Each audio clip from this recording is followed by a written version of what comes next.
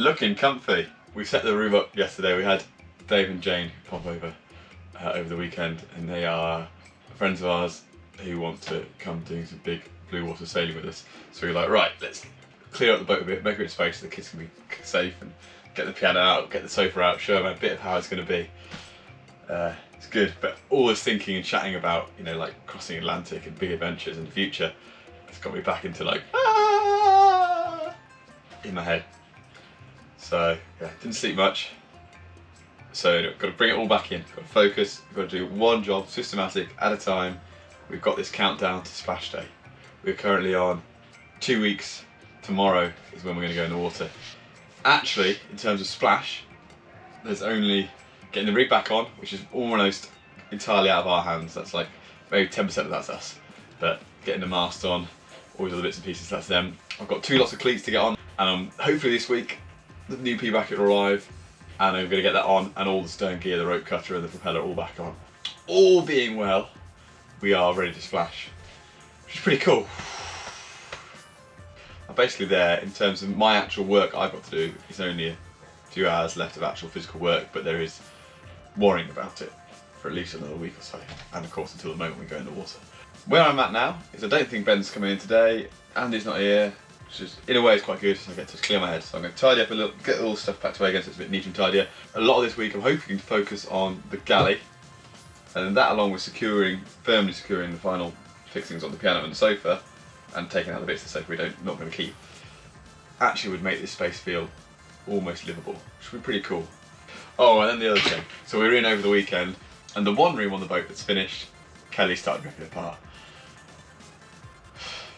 It's alright, I'm going to show you in a second. I think, unfortunately, she's right. I agree, because there's just, we've worked out where it's coming from. There's a mouldy skanky bit that we just got to get sorted out. And again, it's only another day or so of faffing to get to the point where we can live on it with that sorted, so it's all good. So yeah, watch this space. We're going to crack on. I'm going to keep optimistic, keep energised. It's all good. We're going to go through Esperance's grab bag to see what's in it and what needs updating. So there's scissors in here and bandages in case people break their legs. The scissors are for if people like are in a fire and the fire's basically on the clothes, the doctor or nurse could quickly chop off their clothes so they don't have to deal with the fire like pouring water on them. In all the previous videos the last few weeks, I may have forgotten to mention something quite important for floating the boat, which is bilge pumps. When we got the boat, only one of the 3 electric bilge pumps seemed to work. Maybe 2 of them. It was a bit of hit and miss. Anyway, as we're going 24 volts, we've invested in some new bilge pumps. There's another 2 of them, these big ones. There's another little one down the front which is already in. It should be fairly simple. Most of the wiring's there, so it should just be a case of swapping them over. But it is a job that he's doing, and it may be a job that I can pass to you, Andy. You're not here, but I'll let you know. Now this that's inside the bag is, if people have been in the water and they're very freezing, this can help them get warmer. And gloves in here, so if someone's got an infection, then they can't catch the infection from them. Right, job one of the day. Ben's not here today. He was working in his cupboard all last week, and one of the things he asked me to do, which I ran out of time last week, was to sort out these bilge pipes a little bit, because they're just generally in the way. He's done a good job of clearing everything out. He's working through all this, getting it all tidied up. But the links connectors and the VMS for the new Victron stuff are going to go, or they are, on that bulkhead down there, and the bilge pipes are slightly in the way. So I'm just going to have a little play with them now, and I'm going to re-route them. I'm just going to quickly lob a bit of paint in there. I know I shouldn't be doing this, but I've got no other chance. Once the electric's in, I'll never get to do it, and I'd like things to look neat and tidy, even though they're behind closed doors. Basically everything in this boat looks really nice that's behind the closed door. Anything that you actually can see and that we actually use day-to-day living in is still a mess. That was worth doing for the few minutes it took. Looks nice and tidy. Means we can put the bilge pipes all back in the right tidy places for the pumps, and all the electronics can look nice, and yeah, I'm pleased with that. I don't know what this is with it. I think it's safety light stick. Mm. No. Hello again. So, I'm going to stick the cooker back on. Those of you who missed it, I've sort of put all that together last year. It all gimbles, it all swings, it all balances nicely, which is great. Imagine you're out sailing and you want to cook dinner, but the boat is all wobbly and heeling. Well, you need a gimbal on your cooker to keep it level.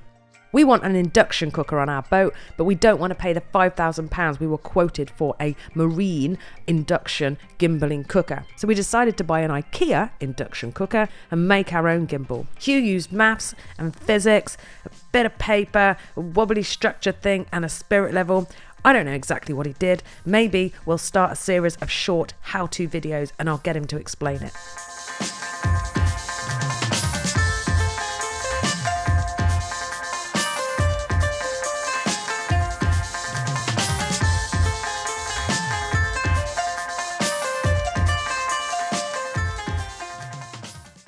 I've got the cooker back in, gimballing nicely, and I'm just having a little think about the work surface. The proper work surface is going to arrive in a day or so. Before I start cutting it all out, I've got these templates and I want to finish off these templates and make sure they're absolutely bob on. I've got the nice curves and stuff I really like. One thing I need to get on here is a handrail, so a bit of plastic. Oh, packaging everywhere. So that's done. I could try and buy one that's a different size, but I think ultimately, whatever I do, it's never going to be quite right. So I'm going to use this one. It's too long. I'm going to end up chopping it down. So the thing I've got to work out now is whether it's going to go hung completely upside down or side facing, all that sort of stuff. But that's the thing I want to work out, because I want to have a rail there in front of the cooker to hold on to whilst you're cooking, and to a bit of a barrier and things like that. And that's hopefully the last thing to work out. And then from that, the work surface, I'll know exactly how it's going to work. Surface. Oh, there's also some paper clips. You know what paper clips are for? They're for clipping the bandages onto people instead of having to like glue them or tape it. You can wet the bandage to go around like the arm or the leg. All this area now is completely secure. I've made this cabinet, I've actually only screwed it in. So if any future person wants to completely remove the batteries, they could take the cabinet off. There's 3 panels at the back of that cupboard which can lift off 1, 2, 3, and you've got full access to the batteries, and you could even take the batteries out through there if you need to do so, which is pretty handy. I've just come in this morning and literally as I got here I heard a clunk from the cooker. I was like, oh no, what's that? My amazing brain, look what I did yesterday. The brackets that actually fit to the panels at either side of the cooker, they weren't screwed in. They were just sat there. I'm amazed. Just held up all night, overnight. Literally just by the tackiness of the paint, held up that really heavy cooker. So I'm now going to take the whole cooker back out again. These, which are, if people have really bad cuts on their leg, like it's bleeding terribly, a doctor could put this on and it would help. At some point, Kelly and I will do a video dedicated to the toe rail, because a lot of people have been interested in asking about it. Because it's obviously quite unique having a plastic toe rail as opposed to wood, and a lot of very positive reasons why we went for it. But one of the disadvantages is the structural strength of the PVC itself. I'm not going into too much detail right now, but effectively it means that I can't just screw this back down as it was before, because we won't have the same structural integrity in this, and this clip will have a load of the boat on it when we're moored up. So I'm having to design a custom stainless steel bracket to attach this to, which will then attach to the hull directly rather than the PVC. I hate that moment when you have to make your first drill and it's like heart pumping. Have I made the right decision? Are my measurements correct? Is the fact that I've stared at this for 3 hours gonna work? Anyway, yeah, nailed it first time. Drill's in exactly the right place, which is great. But look at this. This is bizarre. This is the stuff our toe rail's made from. It's a bit like wood chippings, I suppose. Just about to do my test fit. I've cut the holes. In theory, this cleat thing works.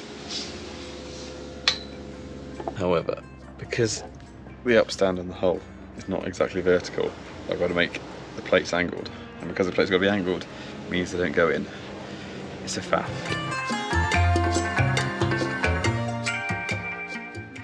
It does sort of work. It's not quite the angle I want it to be.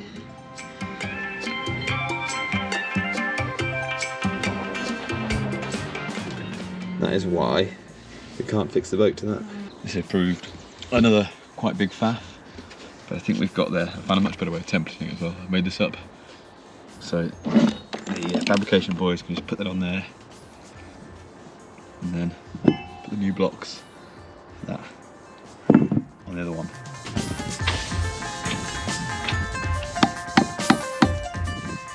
I would say, ideally, the whole thing would be 0.5 millimetre that way. But the only person that's ever going to think about that or look at it again is me, and even I won't remember that I wished it was 0.5 millimetre further over. These, which are smaller versions of this, but not a really bad cut, like it's like a small cut, like you might have on your finger, that is bleeding terribly, so you would put one of these on. I thought, before I go and take these over to get all the work done and finished off, I'm going to drill one hole through the hull and just double check the upstand there on the hull is strong enough to take this. So I've done it, I've got a hole going the right way through, and it is as I thought it was. It's basically a layer of fiberglass, maybe about 3 mil thick, then a cavity, and sort of 3 mil on the other side. I think it's going to be strong enough, particularly as a lot of the loads are going to be sort of pulling up. I've just looked again, it's fine, like literally, it's probably about 6 mil plus of glass fibre, and then the cavity, and then the same on the other side. Like, there's loads of strength there, it's fine. Triangle bandage. So basically, it can go on your forehead or your head, and it can help your head and stuff. These are much smaller bandages, in case like your finger or your hand or your toe. Got to pick up my game tomorrow. It's already end of Wednesday, and I feel like I'm just not making progress. It's all good. Like, it's just been a faffy week, is what it's been. It's been a faffy week. But things have been done. Like, the mast is ready to go on, it's all sorted, and I've been messing with the friggin', yeah, I'm now messing around with cleats and taking a lot of time with that. But tomorrow's got to be a productive day. Tomorrow I've got a couple of hours with Andy, and I'm going to get some deck fittings on, get the cleats on, going to get the table on the back of the boat, and the boarding ladder. I've got to get all those things done. And then the afternoon I've got to get this new work surface in. The timber arrived today, which is great, really excited about that. But I want to spend all afternoon on that kitchen work surface, which includes cutting the area around Eric's feet and painting, sanding and painting and prepping this wall before I actually fix the work surface in place. It's just been a real faffy day, and I'm really annoyed about it, because faffiness is not conducive to quickly getting this boat livable. There's also these scissors, which is also for snipping your clothes off, like the other ones I showed you. Those, the big red ones were just actually quicker at snipping clothes off than the other ones. More parcels arrived, more jobs for the lists. This is our sink, kitchen sink. Then another little one, almost an impulse purchase. I want an extractor fan for the cooker because we like making stir fry, stuff like that, greasy. Just taking my brand new sink out of the box. Look at that bit. I think that's supposed to be attached. Yeah. In fairness, the sink does look quite nice. It's very nice, in fact. Oh, there's a big crack over here as well. Blimey, that's been properly dropped. Right. I shall be sending a firm but polite email. I've just heard back from the company, an eBay company who provide us with this sink. They are called Ship It Appliances. Now, I'm quite heavily dyslexic, so no guesses what I misread that as first time. Anyway, it does seem apt, right?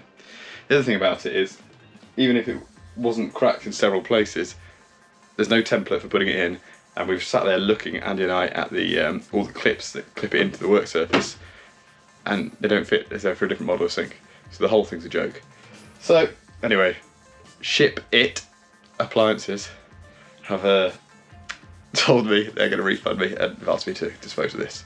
I've got the afternoon off tomorrow with the kids, so maybe we might take a fun trip with Dad to Wickes or B&Q or something and actually pick up a sink that I can see in front of me and know it's good quality, even if it costs more money than me being a tight arse on eBay. If you're cooking and you burn yourself on a hot pan, then you would put some of this on and it would help. So one of the issues was originally on Esperance, the cleat when we bought it was there, but it's behind this, it's behind that. You've got the backstay coming down here, which is not in yet. So I tried to move it as far back as I could, moved it to there, and then I realised, I mean ideally, in fact, real world, I'd have it all the way about here probably, because you've got much better access to it under the seat. You've got to bear in mind you've got to get access to this via under the seat, it's all a pain in the arse. But the location of the stringers under the deck, which is what I've drawn blue lines, worked out where they are, I've tucked it in as close as I can, and that's my compromise. So it's gone there, so we've now got to fill up the holes we haven't used, which Andy's just mixing up some fiberglass now. Over here we've got the ladder, boarding ladder, which is going back on now, which is cool, but as always, some complications. So you can see over here, I broke a drill bit in the deck, so I've had to relocate everything, and now we're going to do some filling to patch up the holes. As normal, not simple. The good news is, the starboard side, got it right first time. That's because I measured off the port side, the left one. So that's holes are drilled, and that's our block, and then the cleat's going to go on top of that. So that's ready to go in. Well, like you could, instead of like a plaster or something, you could put this medical tape on. I've just had another win for being organised, Andy. Got a box. These are all the feet for the table. But the problem is they're all shaped. Yeah. They're not, but you see they've got a wedge to them. They're also a bit low now, I would have thought. Yeah, we're going to have to take we're going to have to sand put them on the belt sander. But you can see that shape of that wedge. Yeah. That's what's important, because the deck's not flat. Sure.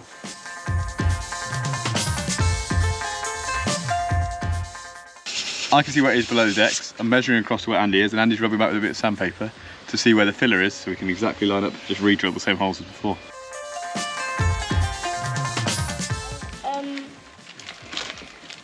I meant these were safety pins, not paper clips, safety pins. Yep, that's it. Here we've got another perfect example of it's a boat. Right.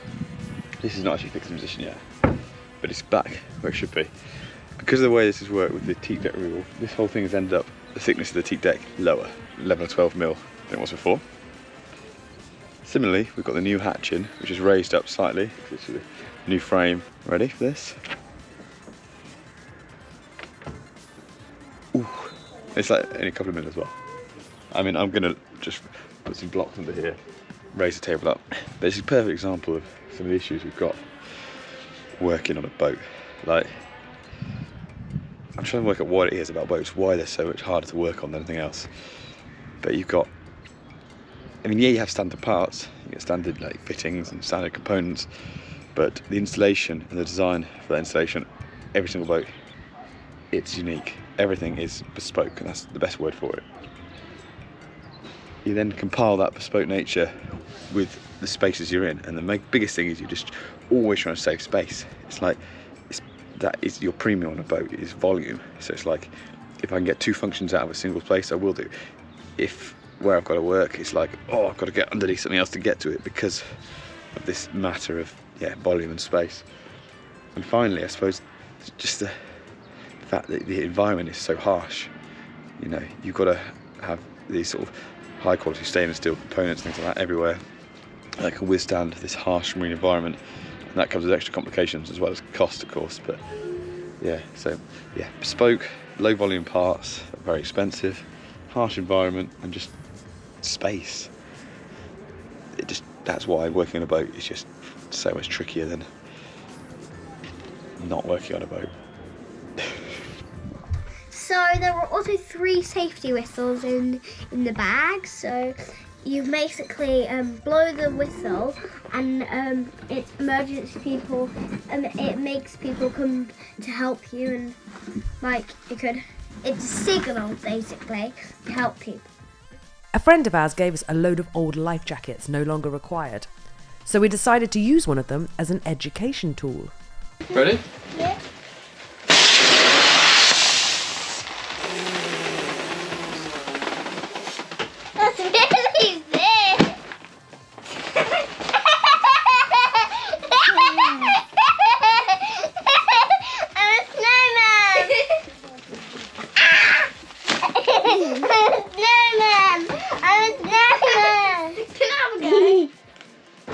So the kids, there's two ways that could have gone off. It could have gone off by pulling it like I did, and maybe I should have got Tilly to pull it.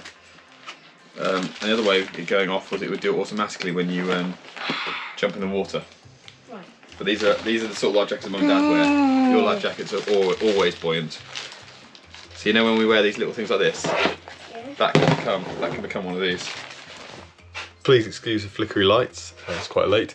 I've been home, had dinner and stuff with the kids, and come back to do a bit of a late night sanding and painting. I've only got to do a couple of hours, but unfortunately Kelly's parents have got COVID, so the kids aren't going there this weekend. We've got the kids, which is fine. They're going to have a nice time with the kids. They're going to enjoy that.